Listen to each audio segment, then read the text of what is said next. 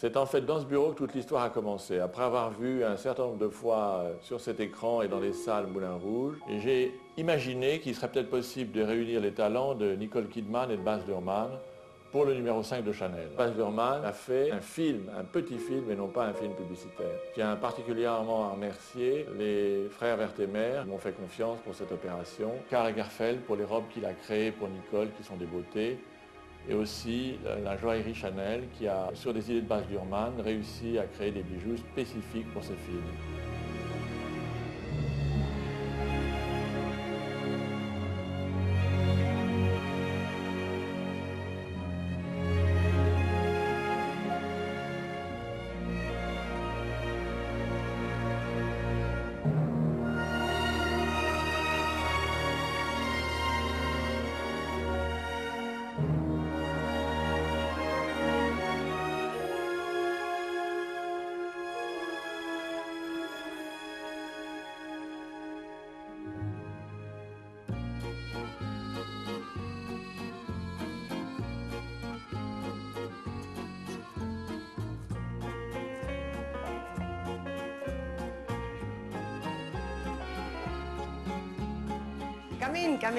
Come in to Chanel. If you help me, or help us, or help Chanel, to stay where we are, because the challenge is we are already number one. How can number 5 stay number one? Wow. My process will be to listen, to really absorb, come back probably with 2 or 3 solutions, then debate the solutions, and then finally go, okay, let's lock it, let's do it. Write the script, and then like a surgeon, I put on my gloves, I put it on again. Welcome. So, this apartment, Chanel put it on when she ended her love story with the Duke of Westminster. That was in '36 about. Chanel. If I wasn't doing this right now, she's a good person to make a movie about. Of course. Because she is going from 19th century to 20th century. She is a girl from the streets who becomes a cultural superstar.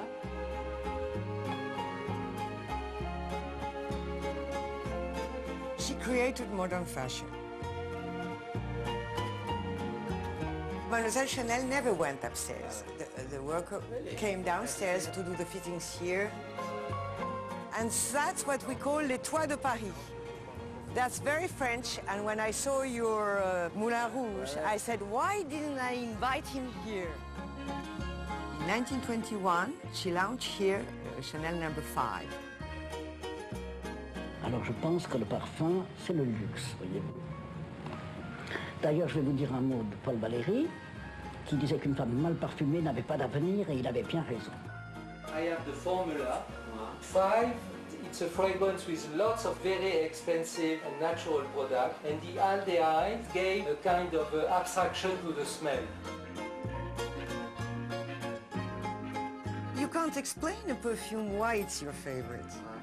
How can you explain just a smell? It's what you have in your mind.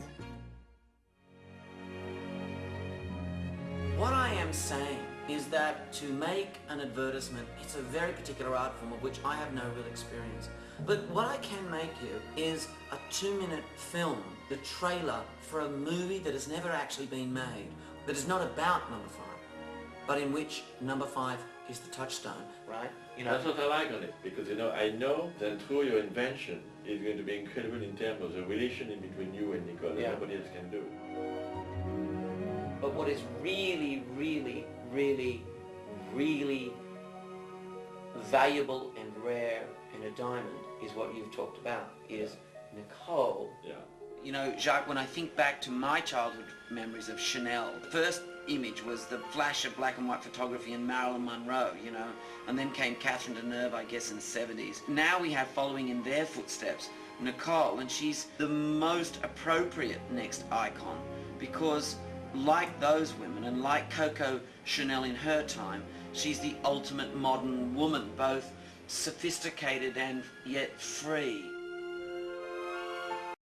So what we were doing is developing a lot of the early ideas and concepts in my creative art, which is the House of Iona in Sydney, Australia. If that is her diminishing, right, if you like. The House of Iona is an extraordinarily important instrument in our creative process because it's where ideas go from being imagined through development into reality. Take one of the quick boards through Claire de Lune to go. Pass me.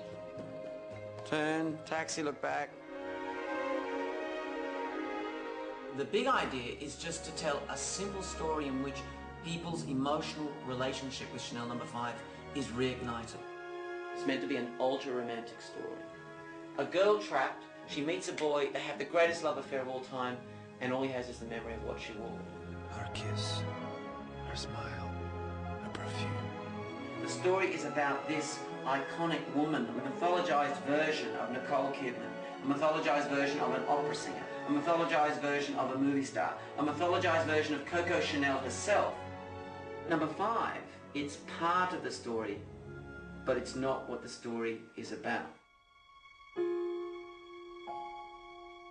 There's a wide shot over the mythological city, a Brooklyn light bridge in the foreground. We move towards the sky trackers in the sky and down into an event in the metropolis below. Baz talked a lot about where to set this sort of modern-day fairy tale, this fable. And he felt quite strongly, I think, that it needed to be set within a city context. And he examined both Europe and America. While he was in New York, he spent a lot of time capturing video references and stills to describe to us back home the sort of look and feel he wanted for this mythical metropolis based on New York. But it isn't exactly New York. It's the quintessential city. It's universally recognisable. It's the classic city landscape. A big city, big enough to get lost in. We catch the face of this woman through flashes of light and paparazzi. Turning over. Speed. Flashing. And action. She leaps from the limousine, rushing into the oncoming traffic of the mythological Times Square. In confronting the challenge of creating the mythical Times Square from scratch, we worked with our immediate Bazmark team, creating the look of the world, and then started collaborating with our local visual effects house, Animal Logic, who started to make the Chanel Times Square. And this fantastic pink dress unfolds like cascading silk behind her, and she rushes down. We wonder what's going to happen. We did some presentation boards for Karl Lagerfeld, so he could just get the feeling of what Baz was trying to get out. Baz went to Biarritz, to Karl's incredible house, and they talked more about the costumes and about the impossible deadlines. Karl Lagerfeld is one of the iconic masters of the fashion world. It was certainly a dream come true to meet him, let alone work with him. I was a little bit tongue-tied when I met Karl for the second time in his studio. Mousseline légèrement effrangée là et légèrement effrangée là. I saw him and I just felt kind of overwhelmed that I was in the centre of a world that I dreamed about since I was a child.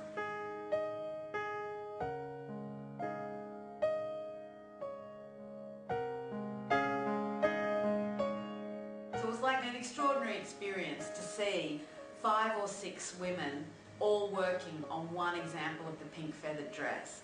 And if I can describe the manufacture, I mean, it's exquisitely made.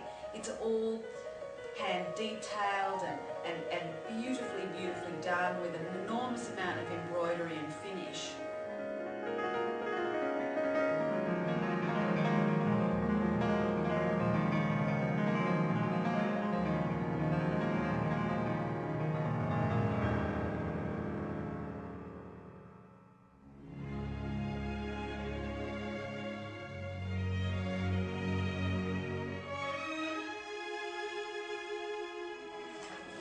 Ça, c'est la robe du final en vélo noir quand elle monte l'escalier, la la gloire, avec les 5 en diamant.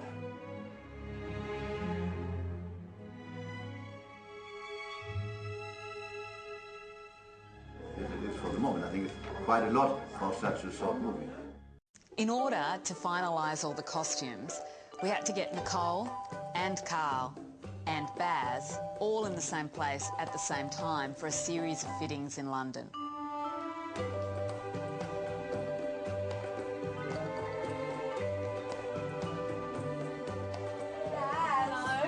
Oh my gosh, this is modern day. Hi, baby. So what you, if you go, if we You have to go here. Yes. Amazing. Yeah, this is. The train is great. Oh my God, work of art. It's beautiful. Oh my goodness. It's too beautiful. It has to go in a museum. We had a really interesting setup where we managed to get Baz on computer in a sort of video conference so that he could comment and interact with Carl and Nicole in real time. I think so, yeah. A little smaller, but this had to be seen on her, you know. Nicole is always invested very heavily in every piece. She has actually not only to feel confident that the direction we're going in terms of story and the feel of the piece is working, but it's important for her also to be inside the clothes because they are one of the strongest elements that help to support a character. It's gorgeous. This is my favourite. Oh, gorgeous. I mean, it's really, they don't make them like that anymore. Can you believe this is all real? We had enormous support from the fine jewellery section of Chanel. The fire in diamond is so strong and so new and so different. Yeah. I think it's a fantastic idea. I want to play on it. Not only could you do like little giveaway ones, but ultimately some extraordinary expensive piece of jewellery. We had a number of examples of this No. 5 pendant made. It was very important also to go through the process of fitting this pendant and making sure it was the right length so that their No. 5 would land exactly in the right spot on Nicole's back. Show Baz. Carl's got to go. But I'll come to Paris. I'll see you. I'll be back. Okay.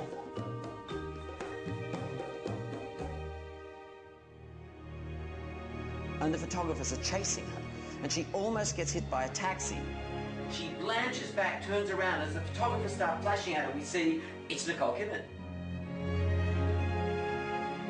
And action. 1, 2, 3, 4, 5. Blanche, stop, turn.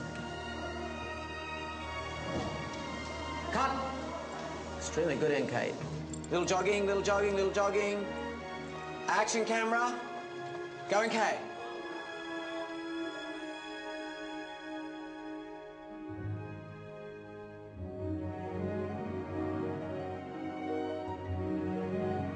Turn, 1, 2, turn. Stop, react, 1, 2, turn. Stop, react, turn, 2 beats, turn.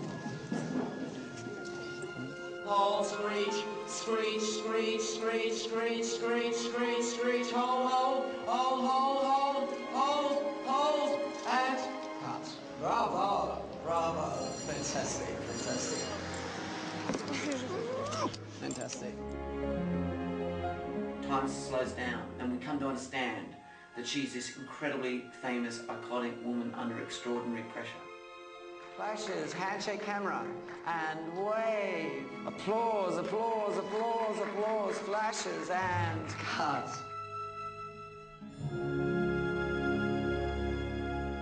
Cameras are flashing and flashing, and the harsh lights are going pow, pow, pow, and the paparazzi represent the harsh glare of public scrutiny. And suddenly, out of desperation, she leaps into a taxi, and there in front of her, there is this young man.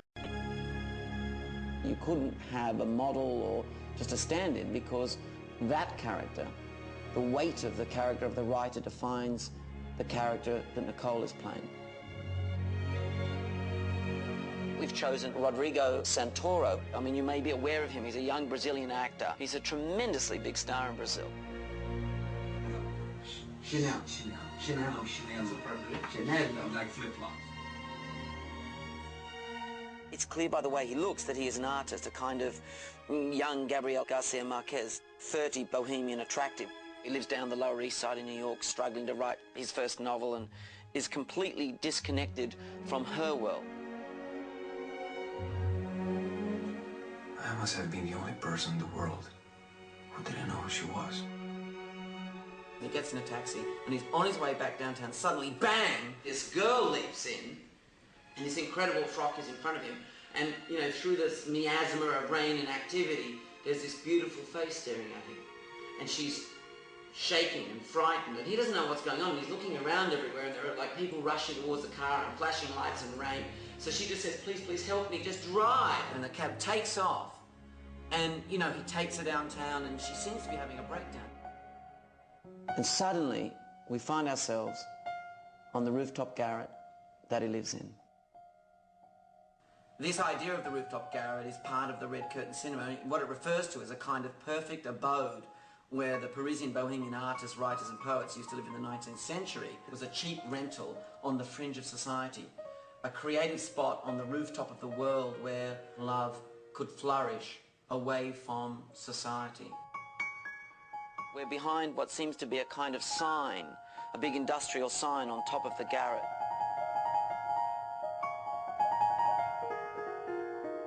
She finds herself in this very serene place.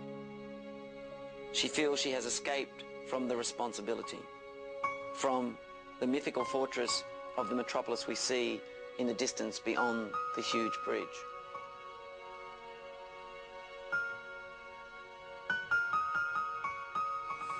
It's beautiful up here. Everything seems so peaceful. That's why when he wants to know who she is and he says, who are you? She doesn't want to lose that.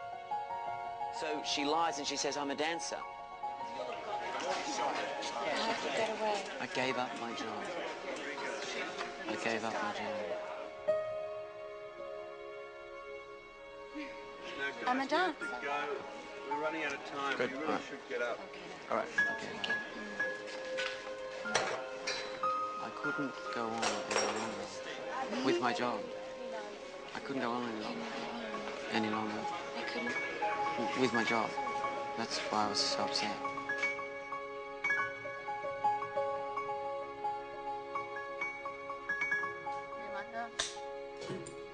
Camera go. Camera go. Action. I left my work. I left everything. That's why I was so upset. The paradox is because he doesn't know who she is and, more importantly, what she is. For the first time in her life, she's able to discover who she really is. And the more time she spends with him, the more she becomes the person that she really is, rather than the image of the person that everyone else needs her to be. And that's the way her character evolves. That's why she becomes a better and richer and more mature person.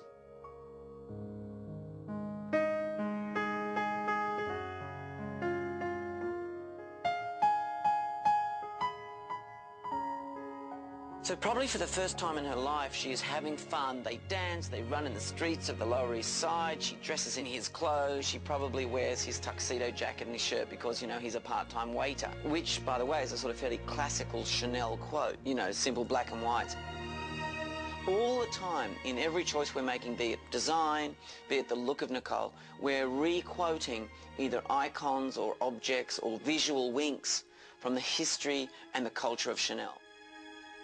So then, you know, it builds and they have joy, and we symbolise through the fireworks and the beautiful image that they have this extraordinary, stolen 4 or 5 perfect romantic days together. And here's where the music needs to evoke that totally unapologetic 50s romanticism. When you use a kind of very well-known, overtly romantic piece of music like Debussy's Clair de Lune, the audience are really comfortable with the idea that the story's taking place in a heightened, created world. Yeah, there we go for it. Big, delicious, sustained. My first choice in terms of that really brilliant orchestral treatment was Craig Armstrong, who I've worked with on Romeo and Juliet and Moulin Rouge, and who has a phenomenal ability in terms of orchestral arrangement. perfume thing. So it can just creep in, just a bit, not a big one, poco, yeah?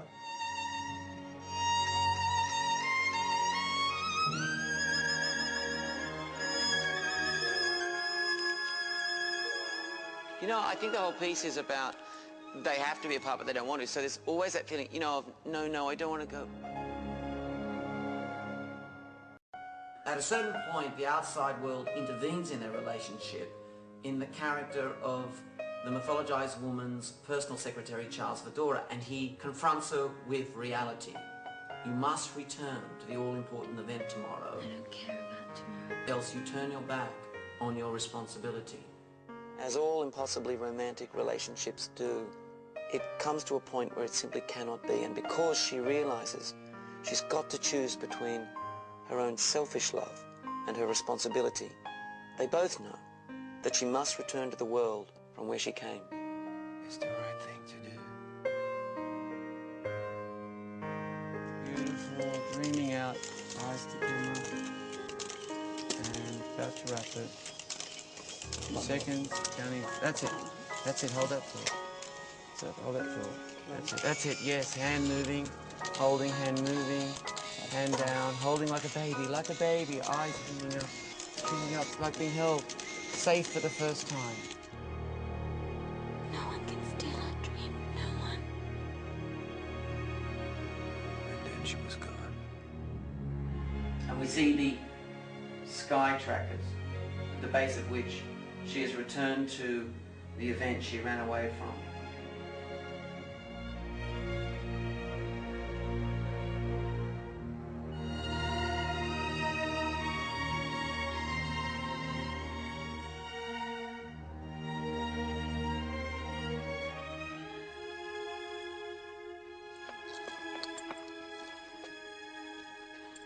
We're turning over. There's a sound across the river. She feels his presence and she stops. I think she goes Right. That's really quick. Good. Now that's beautiful. Right. She turns and she looks across and through the buildings over the river, next to the bridge. She sees the Chanel sign. She can just make out a silhouette on the Chanel sign. And they connect for a moment. And you can tell in that moment they'll never forget what they had, that it'll stay with them always. She turns back around, now a stronger person, not running away from the paparazzi, but walking strongly towards them.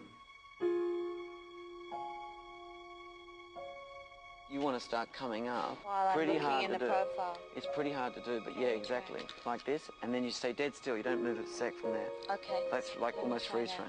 Okay? Because you're going on the number 5. Yeah, yeah. The camera starts to move towards the glittering diamond jewel on her back. And as it does, it's moving closer and closer. The young man remembers her kiss, her smile, and as the young man says, her perfume. The pendant flickers its secret, the diamond writ, number 5.